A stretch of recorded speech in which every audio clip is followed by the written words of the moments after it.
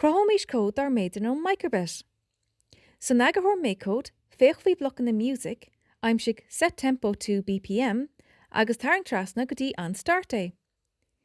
Cílín BPM, beats per minute, bailach cotíanta chun cécho topic sa tá písa ceol a house.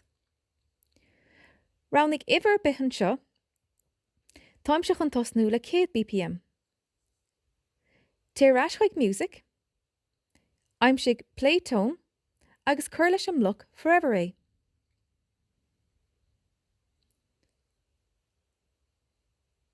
Ahraigh 1 beat go dtí 1/16 of a beat, seans go gloisin tú an saolóir casta ro skippy. Mar sin cur stop leis agus cur block rest 1 beat leis.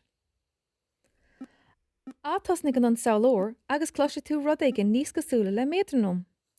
Inis cur knapi leis anas gur féidir an luas a ahrú. Faoi input aimsigh an button A pressed, agus cur leis an look change tempo é. Ahraigh an niver go luite a cuaig. Cuirg se sin máil cuaig bhuile gach óir a bhrúmid knappa A. Das clicáil agus raunig duplicate. Ahraigh an knappa go dtí B agus an luas go dtí cuaig.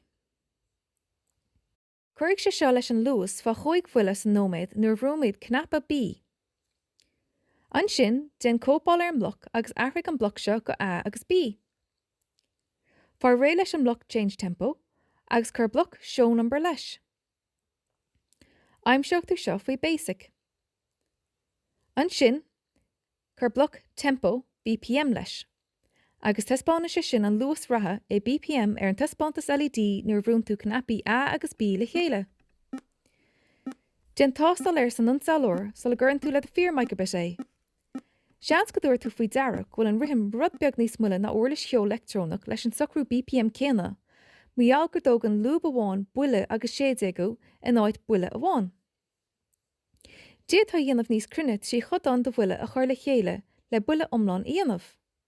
Is an an lá móide ceathrú, móide 8ú, móide sédégu agus 50 sédégu le chuir leis an sédégu do bhuile atá an tón bartha dó.